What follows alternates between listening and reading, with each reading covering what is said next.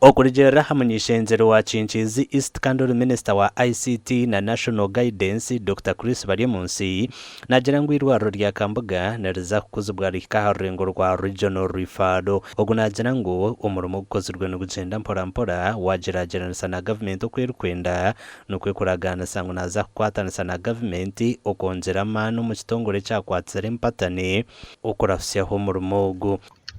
umurimo yes barene bakora kunka cyahitagamo amani menji yabukuba esente Ministry ya Finance yashowizeho zicyari nke wagerageranisa nezishemeye kwandi zija mweno hatiya turiyumbwire mukutanika gukora budget yimaho guri kwija tujya kureba ngo twatamo esente nyinji ho kugira ngo umurimo gutambure speed ebyombe kwa bitandiko mu rundi gumwe ryona kugira bakoreho kimwe barindo gudi mwaka orukuri rwa redi nagira ngo umurimo gwine gukorwa harimo kombeka ishemerezo enju z'abashaho okugure bikozesa okonzera umbaro gw'abashaho okuhangusizaro emergency new community health ward isolation ward mental health ward na nebyoma.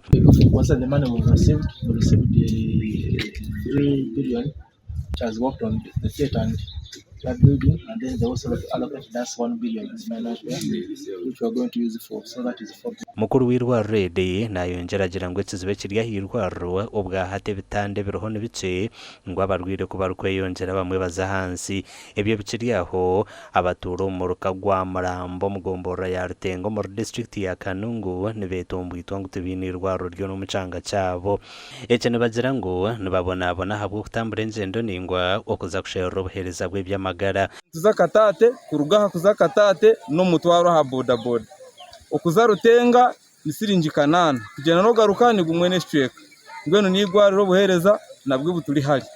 Baryemunsi ahamiza abaturo omucangeki ngwe irwaro nariza kutandika kombekwa omucangeki omukwezi kwa Kane omwaka ogu amakuru agagasha kwa Hweza Wilfred.